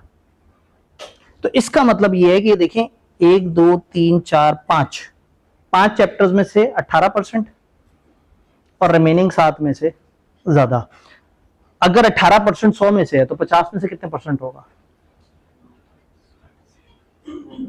9%। मेरे सामने पीआरसी किए हुए लोग मौजूद हैं, इतना तो एक्सपेक्ट कर सकता हूं। तो इसका मतलब है 5 चैप्टर्स 9% ऑफ द पेपर। 14% में 1, 2, 3, 4, 5, 6। तो अगर 100 में 14% तो 50 में, और पीछे कितना था? 7 और 9 कितना होता है? 16। अब 16% ध्यान में रखनी है। ये कितने चैप्टर्स हैं? 6। वो कितने चैप्टर्स हैं? 6 और 5 कितना होता है? 25 में से 11 ऐसे चैप्टर्स हैं जहां से 16% पेपर आ रहा है। तो गेम समझ आनी शुरू हो जाती है। तो फिर कुछ सन्यासी बाबे आते हैं फेसबुक पे, वो कहते हैं मैं बताता हूं, ये 11 चैप्टर छोड़ दो, सिर्फ तुम्हें 15-16% पेपर नहीं आता होगा तो वैसे भी नहीं आना होता। तुम 14 चैप्टर अच्छी तरह से तैयार कर लेना 25 में से। मैसेज कितना जबरदस्त है, अपनी तरफ अट्रैक्ट कर रहा है कि 14 चैप्टर तैयार करने। अब अगेन यहां कभी 0 तो है, लेकिन कभी 9 भी तो आ गया। 0 है तो 6 भी आ गया। ये तो एवरेज निकली है ना ये वाली। इस एवरेज का ये मतलब नहीं कि आपकी अटेम्प्ट में आईकैप यहां से नहीं पूछेगा। इस एवरेज का ही मतलब है कि ओवरऑल उनका ऊपर वालों की तरफ ज्यादा फोकस रहा है और नीचे वालों की तरफ कभी होता है कभी नहीं होता। फिर दूसरा चैंपियन आएगा फेसबुक पे, वो एक ग्राफ चार्ट बना के दिखाएगा। चैप्टर नंबर 7 यहां था, फिर अगली दफा यहां था, फिर यहां था, फिर यहां था। अब ये वाली अटेम्प्ट में इसमें से सवाल आना है और दूसरे वाले में से नहीं आना। तो वो जायचा बना के आपको बता देगा कि ये पेपर कर लो, ये चैप्टर कर लो, ये ना करना। ऐसे लोगों से दूर रहना है। अगर आपने अच्छी तैयारी की हुई है तो आपने सिलेक्टिव स्टडी नहीं करनी। आपका दिल करेगा सिलेबस को देख के बार बार, लेकिन कोशिश करनी है सिलेक्टिव स्टडी। हाँ, फोकस कर सकते हैं हम, ये कर सकते हैं ये चैप्टर बहुत अच्छा तैयार, ये हल्का तैयार, लेकिन छोड़ देना जो है ना वो सही नहीं है। याद रहेगा? yes, yes. तो थोड़ा सा हमें सिलेबस की घुमनगिरियां समझ आई। इससे पहले कि हम आगे बढ़े, अगर 15 चैप्टर करके भी उतने ही नंबर पक्के होते हैं और 10 चैप्टर करके भी उतने ही नंबर पक्के होते हैं, और आप अपने आप को पहले मजबूत बनाना चाहते हैं, तो आइडियली क्या करना चाहिए? पहले 10 चैप्टर करने चाहिए।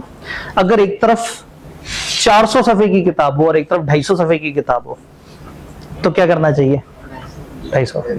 कम तिलों में ये दोनों फीचर्स पाए जाते हैं, छोटा भी है, चैप्टर्स भी कम है, और इसमें बहुत ज्यादा पेचीदा इंग्लिश भी यूज नहीं करनी पड़ती। जब ये पेपर कंबाइन हुआ करता था, ये वाला टाइम, कौन सा टाइम? ये वाला टाइम, ये बड़ा, फिर भी मैंने सही हालत दिखाई हुई है। अगले खुदकुशियों पे पहुंचे हुए होते थे, ये पेपर इतना जलील कर देता था। तो इस वाले टाइम पे भी आईकेप क्या करता था, आईकेप ने एक पैटर्न रखा हुआ है, वो कहता है मैं 60% लॉजिकल पूछूंगा और 40% रटा पूछूंगा।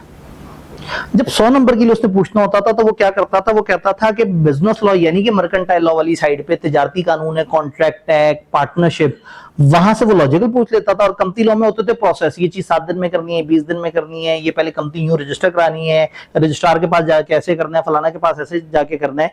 तो होता ये था कि कंपनी लॉ का 50 में से तकरीबन 40 नंबर रटा होता था।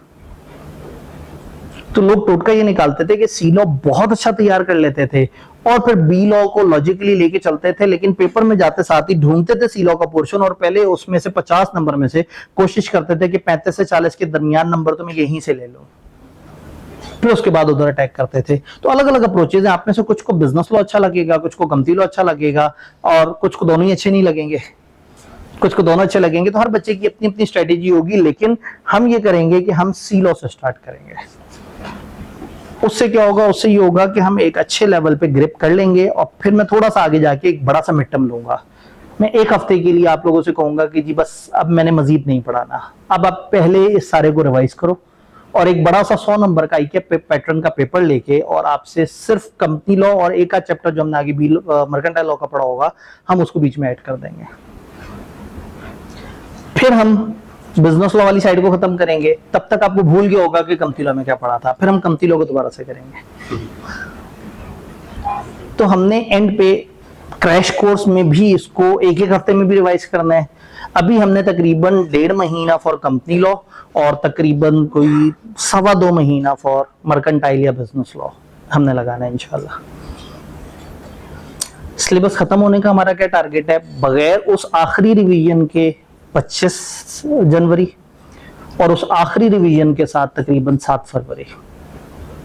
वो आखिरी रिवीजन जो जब आपने घर बैठ के खुद से रिवाइज करना है तो हम कहेंगे भाई आपने तो रिवाइज करना है, आ जाओ, हम एक एक हफ्ता 50-50 नंबर के पोर्शन के लिए रिवीजन का लगा देंगे। सेशन के दरमियान आप देंगे 27 टेस्ट। किप्स वाली फीलिंग नहीं आई, जज्बाती हो जाते हैं, पागल कर देते हैं टेस्ट ले लेके, जरूरी है। लेकिन ये 27 टेस्ट से ये घबराना नहीं है कि हर दूसरे तीसरे दिन टेस्ट हो जाएगा। हर हफ्ते यूनिवर्सली एक टेस्ट होगा। सिर्फ 2 ऐसे वीक्स होंगे जो आपके एग्जाम होंगे जिसमें टेस्ट नहीं होगा। भला क्यों? क्योंकि एक वीक गुजरने के बाद आप मिड टर्म दे रहे होंगे 100 नंबर का, और एक ऐसा वीक है जो गुजरने के बाद आप फाइनल मॉक दे रहे होंगे 100 नंबर का। उसके अलावा आपने सोच लेना है, आप जिस तरह से हर हफ्ते संडे आता है, जिस तरह से हर हफ्ते मंडे आता है, इस तरह से हर हफ्ते टेस्ट भी आएगा, आगे वजह करेगा आपको। क्योंकि हमें पता है कि आप लोगों में से जो टेस्टिंग से गुजरता है वो ज्यादा बेहतर रिजल्ट्स निकाल लेता है, और जो कहता है मैं खुद से कर लूंगा वो बस गुजारा मुजारा रहता है। इसी वजह से किप्स और इस तरह के एंट्री टेस्ट वाले कामयाब हैं कि वो इतने टेस्ट ले लेते हैं, इतनी तैयारी कराते हैं, या पंजाब ग्रुप ऑफ कॉलेजेस या सुपीरियर वगैरह, वो टेस्ट ले लेके बंदे को इतना अजियत दे देते हैं कि बंदा तंग आके अच्छे नंबर ले लेता है। तो वीकली इंशाल्लाह ताला हमारा एक टेस्ट हो रहा होगा, और टेस्ट के लिए हम यूनिवर्सली सैटरडे का दिन मुख्तस कर देंगे। पूरा हफ्ता पढ़ा, सैटरडे को सारा कचरा डाला कागज पे, और संडे को चैन की नींद सो गए कि ये हफ्ता मेरा टिक लग गया, ये मेरा कवर हो गया, साइड पे कर दिया। फिर उस वक्त जब हम सीलॉ पूरा पढ़ चुके होंगे तो मैं एक हफ्ते के लिए, एक हफ्ता भी क्या 8-9 दिन होंगे, 8-9 दिन के लिए आपको आजाद कर दिया और आपसे कहा मैं आपको मजीद नहीं पढ़ा रहा। आपने उस सीलॉ को फिर पूरे को रिवाइज करना होगा और फिर 3 घंटे के इम्तिहान देके देखना होगा कि आप उसमें कैसा परफॉर्म करते हैं। तो ये बड़ी मजे की क्लास होगी। इस क्लास में हम पढ़ भी रहे होंगे, हम मेंटोरिंग की डिस्कशन भी कर रहे होंगे, लाइफ के मसले, आपके मसले, सीए के जो आपके जहन में मिथ्स, कंफ्यूजन्स बनी हुई है उसको भी रिजॉल्व कर रहा हूँ। जो सोशल मीडिया पे आप उल्टी सीधी बात सुन लेते हैं उसको भी कवर करूंगा। भैया एकदम से सोशल मीडिया का एक चैंपियन आके कहता है लो डॉक्टरी का तो फायदा ही कोई नहीं, फलाना को वीडियो एडिट करनी आती है, वो करोड़ों रुपए कमा रहा है। अब सारों को होता है, वो बेचारा डॉक्टरी के 5वें साल में बैठा होता है, वो कहता है मैं तो बस झक मार रहा था। तो इसी तरह से कुछ अचानक से आके कहता है चार्टर्ड अकाउंटेंट, इतनी अजियत, फायदे कोई नहीं, 1 साल यूट्यूब की वीडियो आपको बनानी आती हो, बस करोड़ों में खेलोगे। और भाई वो 10 लाख बंदों में से एक बंदा कामयाब होगा यूट्यूब का, लेकिन उसको एग्जाम्पल बना के 10 लाख लोगों को यूट्यूब पर लगा दिया जाएगा। और इधर चार्टर्ड अकाउंटेंट्स में से अगर 13,000 होंगे तो उनमें से सारे कामयाब होंगे, वो कोई नहीं बताएगा। और वो जिनसे नहीं हो रहा सीए, वो फेसबुक पे आके कहेंगे सीए करके तो नौकरी नहीं मिलती। मैंने कल चार्टर्ड अकाउंटेंट देखा, बेचारे को 70,000 भी नहीं मिल रहे थे। मैं नीचे जाके फौरन से कमेंट किया, मैंने कहा यार वो मुझे चार्टर्ड अकाउंटेंट दिखा दो, क्योंकि मुझे तो फाइनलिस्ट 2.5 लाख से कम का नहीं मिल रहा।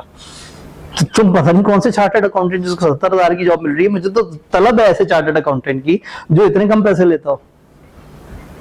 आधे से ज्यादा चार्टर्ड अकाउंटेंट मुल्क से बाहर है, और जो पाकिस्तान में है उनको फर्म्स इतनी सारी हैं कि वो उनको खींचती रहती हैं, छीनती रहती हैं, और वो बड़े अच्छे कैरियर पे जा रहे होते हैं जो कंप्लीट कर लेते हैं। ये वो लोग होते हैं जो फेसबुक पे जाके ये नहीं देखते कि चार्टर्ड अकाउंटेंट को नौकरी मिलती है या नहीं मिलती, वो अपना चार्टर्ड अकाउंटेंसी कर लेते हैं। तो फिर वो फेसबुक पे आके बताते क्यों नहीं? क्योंकि उन्हें लगता है कि ये चवल लोगों की दुनिया है, फजूल लोग यहाँ पे बेकार लोग इकट्ठे हुए हैं, हर बंदा आके सिर्फ कचरा डाल रहा है। आप फेसबुक पे अच्छी पोस्ट डाल दें, देखें रीच 3 फीके फीके से लाइक, 2 आपके अपने फैमिली मेंबर्स के होंगे, और एक सड़ी हुई पोस्ट डाल दें, किसी सियासतदान पे कीचड़ उछाल दें, किसी की वायरल हुई वीडियो शेयर कर दें, किसी गुलकार ने बहुत ही बेहुदा गाना गाया, अजीब सा गाना गाया, उसको शेयर कर दें, जनाब 1000 में पहुंच जाएगी रीच। तो फजूल चीज ज्यादा पॉपुलर होती है और अच्छी चीज उतनी पॉपुलर नहीं होती है। तो इसलिए वो लोग जो कामयाब होते हैं ना, फिर वो सोशल मीडिया पे आके खामखा का टाइम नहीं बर्बाद करते, वो लाइफ में आगे बढ़ रहे होते हैं। तो सोशल मीडिया पे आपको ज्यादातर फिर वो मिल जाते हैं जो लेफ्ट ओवर होते हैं, जो मायूस रहते हैं।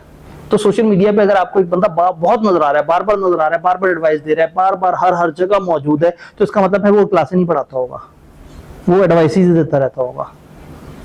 तो जो भी मसरूफ होता है ना, वो सोशल मीडिया के लिए ज्यादा टाइम नहीं निकाल पाता। तो होता ये कि वो सोशल मीडिया के नाकाम लोग हमें ये बता देते हैं कि सीए एक बेकार चीज है। नहीं तो एक काम करें, 1 हफ्ता पूरा रिसर्च करें, कंफर्म करें सीए नाकाम चीज है या अच्छी चीज है। अगर बकवास चीज है तो आज छोड़ दें, इस वक्त छोड़ना आसान है, इस वक्त छोड़ना बहुत आसान है। आज से 3 साल बाद छोड़ना आसान नहीं होगा। इस वक्त आप शायद दोबारा से एमडी कैट दे दें, शायद दोबारा से आप अपनी फील्ड में चले जाएं, एक दफा रिसर्च कर लीजिएगा। और अगर आप आज इस यकीन पे आ जाएं कि ये काम की चीज है, तो फिर अगले 6-7 साल लोगों की नहीं सुननी। फिर आपको समझ आना चाहिए कि मैं काम की चीज कर रहा हूं, और जब मैं कुछ अच्छा कर रहा हूं तो लोगों ने मुझे तंग करने की जरूर कोशिश करनी है। पक्का? बस इस पे कायम रहना है। एटीट्यूड, पॉजिटिव एटीट्यूड बहुत जरूरी चीज है।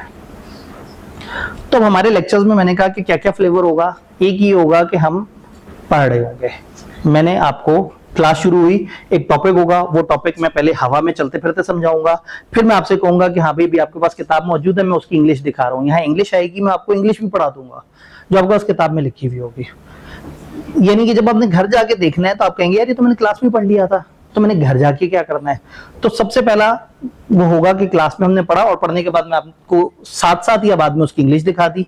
आप घर गए, घर जाके आपने अपनी किताब में उसे देखा, देखते साथ ही आपको पता लग गया ये तो मुझे आता है। करना ये है कि आपने जो पढ़ा है और जितना पोर्शन वहां पे आ रहा है आपने उसको लिख लेना है। एक प्यारा सा रजिस्टर जो कि तकरीबन 200 के करीब सफे का हो, वो आपने मुख्तस कर देना है कि ये मेरा सिर्फ लॉ का रजिस्टर है। जो घर जाके आपने देखना है, आपने सामने उसे रखना है और कॉपी पेस्ट कर लेना है। मेरी किताब का एक सफा आपको आधा घंटा लगेगा अपने रजिस्टर पे डालने में। मैं अपनी किताब के 2 सफे से ज्यादा बहुत ही कम जाऊंगा। बहुत कम ऐसा होगा कि मैंने इतना पढ़ा दिया कि 2 सफे से ऊपर हो गई कहानी। कभी कभी ऐसा होगा, लेकिन ज्यादातर 1-1.5 सफे की कहानी चल रही होगी। यानी आपने घर जाके आपको जो लिखने का टाइम है वो ऑन एवरेज 30 मिनट से 50 मिनट्स के दरमियान होगा। ये लिखना क्यों, ऐसे क्या होगा?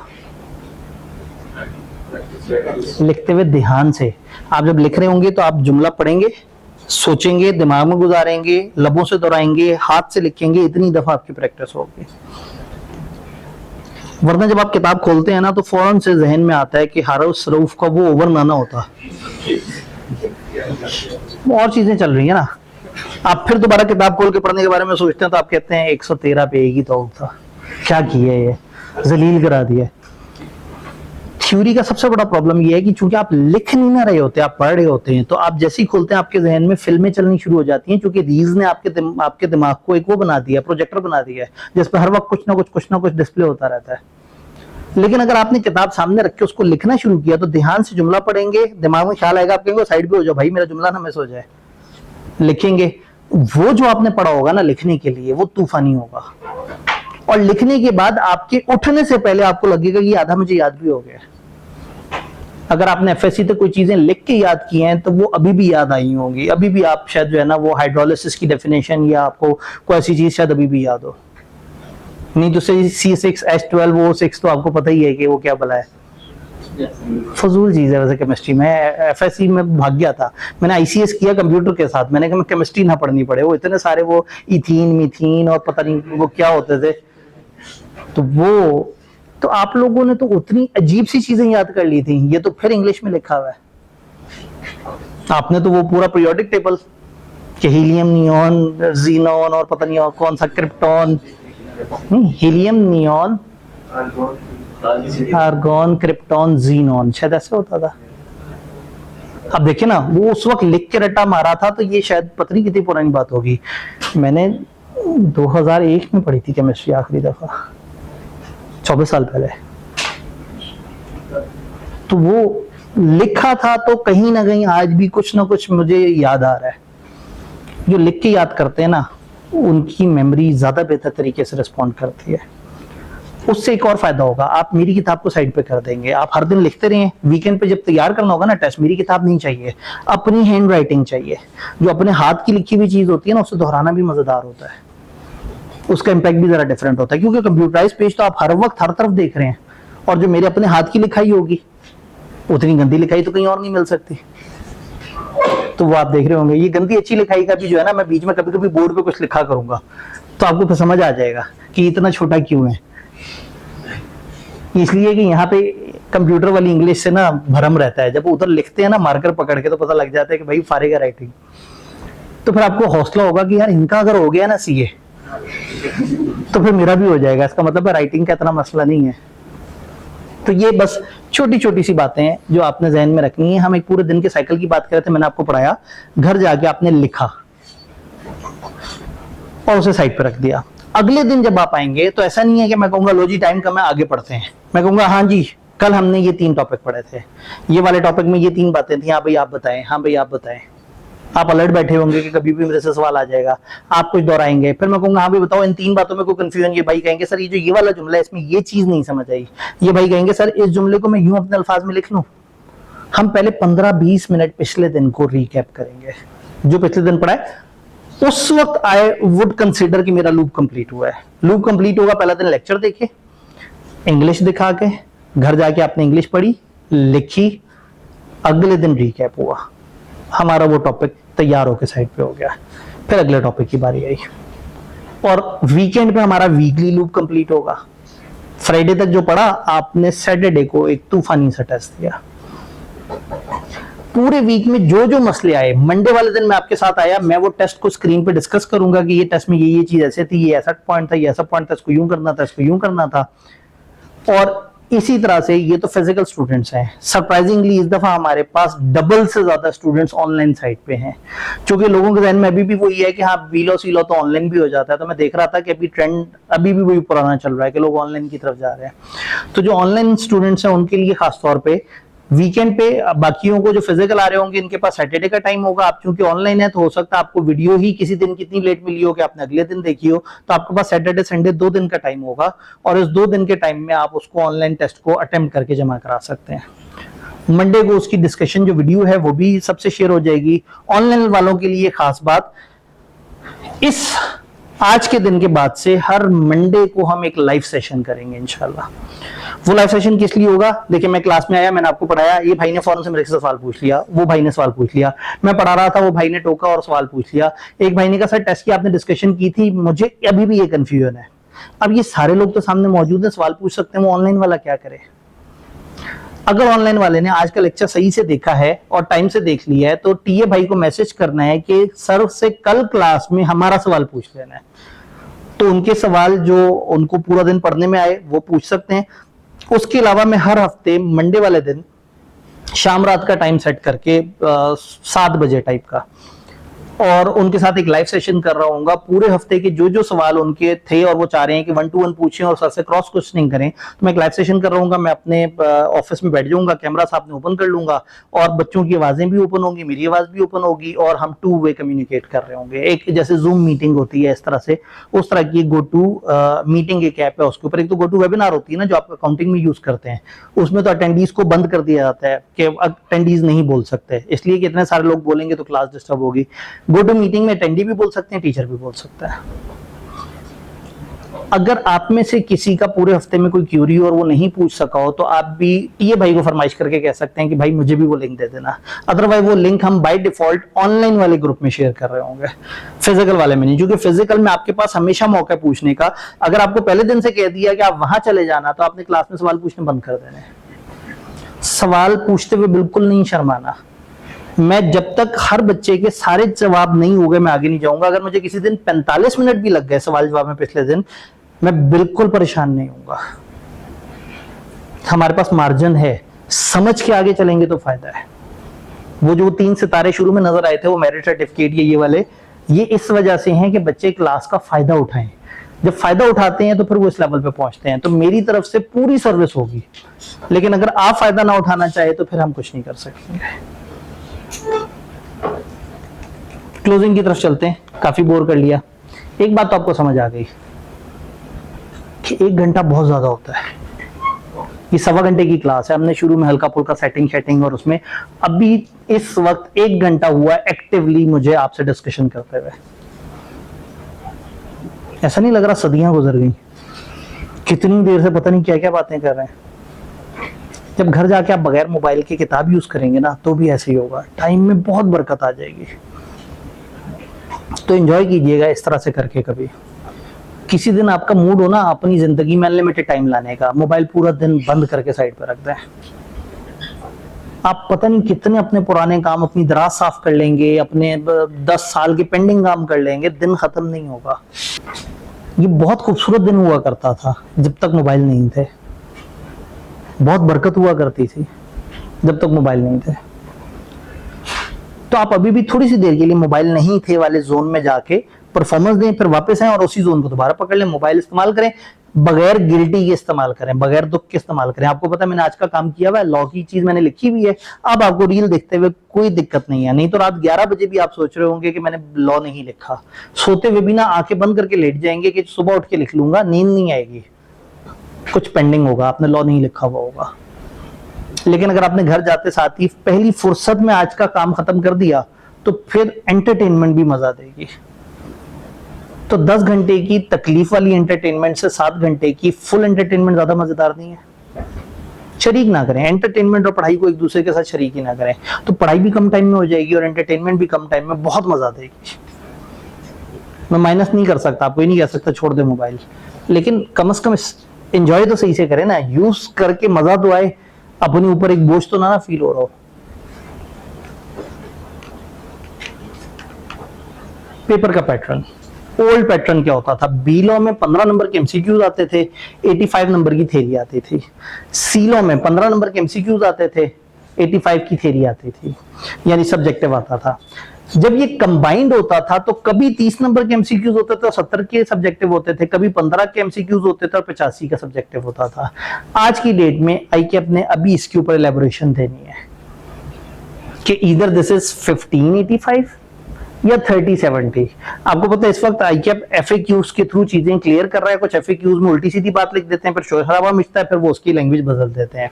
तो अभी हमारे लिए मसला नहीं है, इस हफ्ते के एंड तक भी आईकेएप बता दे, अगले हफ्ते के एंड तक भी बता दे, तो हमारा कौन सा कुछ जा रहा है। हाँ, अगर एमसीक्यूज 30 नंबर के हो गए तो फिर हम एमसीक्यू पे अलग से फोकस करके उसकी अलग से भी देखेंगे कि हम उसको किस तरह से बेहतर करें। और अगर 15 ही रहे तो फिर हमारा सब्जेक्टिव पर ज्यादा जोर होगा। एमसीक्यूज को हर टेस्ट में हम थोड़े थोड़े से एमसीक्यूज डाल के साथ साथ उसकी प्रैक्टिस भी रखेंगे, और मैं एडिशनली आपको सॉफ्ट में भी प्रैक्टिस मटेरियल दे दूंगा एमसीक्यूज का। लेकिन अगर 30 नंबर के हो गए तो फिर मैं आपको एक सॉफ्टवेयर दे दूंगा, एक ऐप दे दूंगा कि आप जाएंगे, आप वीडियो गेम खेल रहे होंगे, आप वहां जाएंगे, आप कहेंगे ये वाला टॉपिक, ये वाला चैप्टर, 30 सवाल ड्रॉप डाउन में करेंगे, आपके सामने सवाल आ जाएंगे, आप टिक टिक करेंगे, सबमिट करेंगे, फौरन से रिजल्ट आपको बता देगा इतने सही है इतने गलत है। जो गलत है उस पर लिखा आ रहा होगा क्यों गलत है, क्या लॉजिक थी।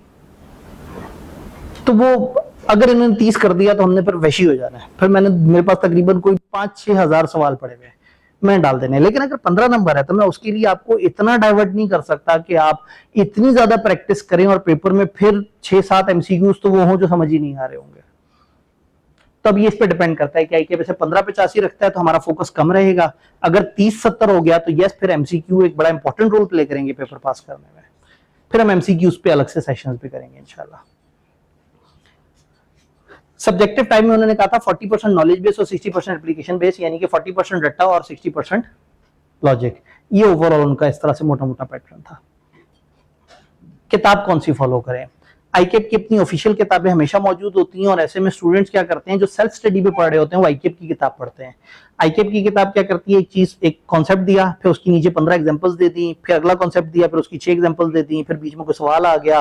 तो होता ही है कि 10 सफ़ों को पढ़ने के बाद आपको पता लगता है कि उसमें से 13 पैराग्राफ काम के थे, बाकी उन्होंने उसी को एलेबोरेट किया था उसके।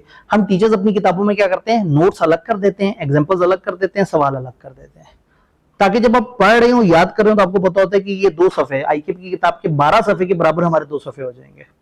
उससे आपको फीलिंग मजे की आती है। आईकेप की किताब देखते हैं बड़ी मोटी सी, हमारी किताबें देखते हैं तो मुनासिब साइज की होती है। यानी मेरी अगर लॉ वाली किताब आप देखेंगे तो 150 सफ़े में कवर हो रही होगी, तो कोई इतना मतलब नोट्स वाला पोर्शन। एमसीक्यूज अलग से सॉफ्ट में शेयर हो रहे होंगे, क्योंकि एमसीक्यूज खामखा ऐड करते रहे, किताब इतनी मोटी हो जाए और पता लगे कि जी उसमें जनाब 250-300 सफ़े तो सिर्फ एमसीक्यूज थे, जो सॉफ्ट में भी शेयर हो सकते हैं और सॉफ्टवेयर के थ्रू भी शेयर हो सकते हैं। क्वेश्चन बैंक की एक अलग किताब होगी, जिसमें 2009 जब से आईके अपने सॉल्यूशंस देने शुरू किए, 2009 से लेके पिछली अटेम्प्ट तक के सारे सवाल, उन सबके आईकेप के सॉल्यूशन, उसके ऊपर उनके एग्जामिनर कमेंट्स, उसके ऊपर जो मार्किंग स्कीम थी कि कितना लिखने के कितने नंबर थे, वो सब की एक कंबाइंड किताब बनी हुई होगी। तो इस वक्त जब हम कल पढ़ना शुरू करेंगे तो मेरी किताब का पहला चैप्टर आपसे शेयर होगा, क्योंकि अभी हम सिर्फ आईकेप का वेट कर रहे हैं। वो जो मैंने आपको कहा कि कुछ चेंजेस हमने उन्हें कही हुई हैं और वो अल्लाह करे उसको इनकॉर्पोरेट कर दें, कम कर दें। तो इस हफ्ते हमने प्रिंटिंग के लिए भेजनी है और मेरी दुआ है कि अगले 2-3 दिन में आईकेप मान जाए और वो 2-3 चीजें माइनस कर दे, ताकि मैं जब किताब प्रिंटिंग के लिए भेजूं तो उसमें वो चीज ना डली हुई हो। नहीं हुआ तो मैं किताब प्रिंटिंग के लिए भेज दूंगा, वो टॉपिक डाल के नीचे नोट डाल दूंगा कि जिस वक्त आप ये टॉपिक कर रहे हो उस वक्त आईकेप का लेटेस्ट सिलेबस देख लीजिएगा, उसमें मौजूद है या नहीं है। तो किताब इस वक्त प्रिंटिंग में नहीं गई है जस्ट बिकॉज क्योंकि नई स्कीम पुरानी स्कीम के ये मसले चल रहे हैं और आईकेप के एफएक्यूज चीजों को प्लस माइनस कर रहे हैं।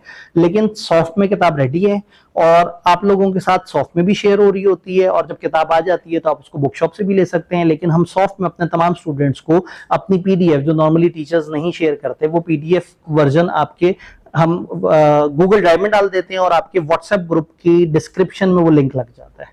एट एनी गिवन टाइम आप जाके वो किताब को सॉफ्ट में देख सकते हैं। तो किताब अभी फिजिकली मौजूद नहीं है, और जब तक फिजिकल ना हो आपके लिए फिजिकल है, क्योंकि आपको तो मैंने हैंडआउट्स दे देने हैं उसी किताब के जो आपके सामने प्रिंट होके आनी है।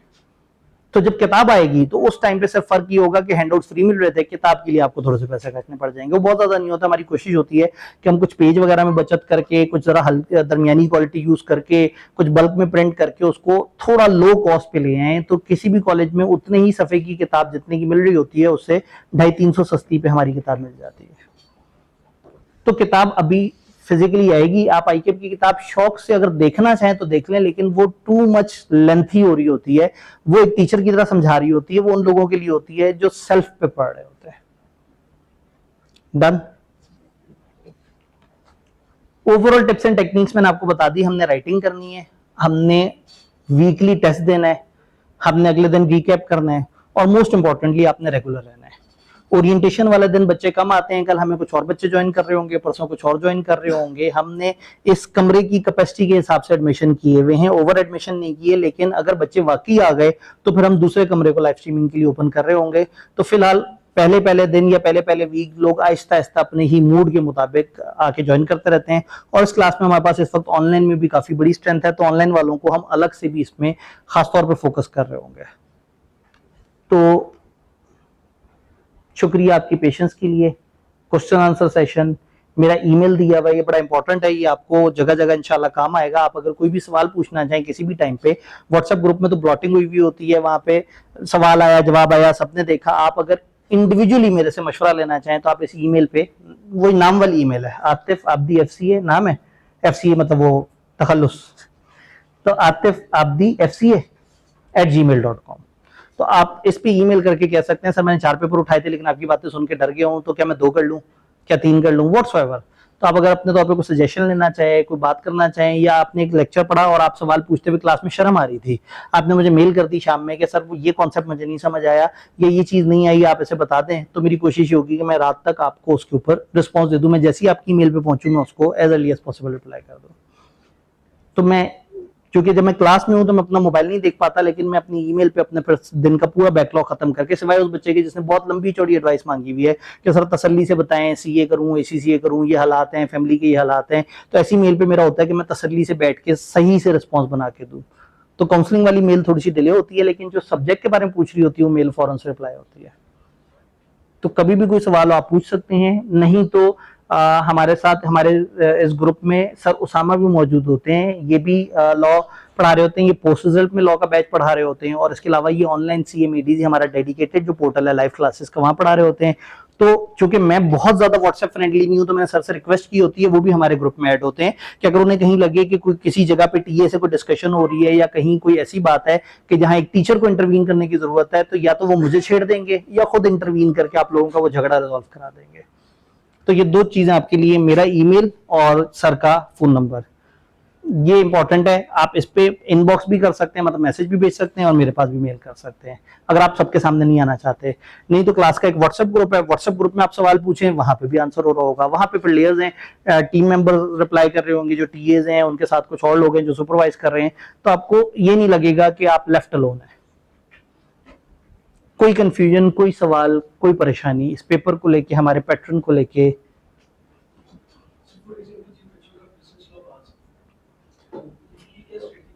जी, जिनका बिजनेस लॉ पास होगा उनके लिए क्या, अब इस वक्त हमने क्या किया, हमने इसमें 2 तरह के बच्चे बिठाए। मैं सी लॉ से जब स्टार्ट कर रहा हूँ तो उससे 2 फायदे हो जाएंगे।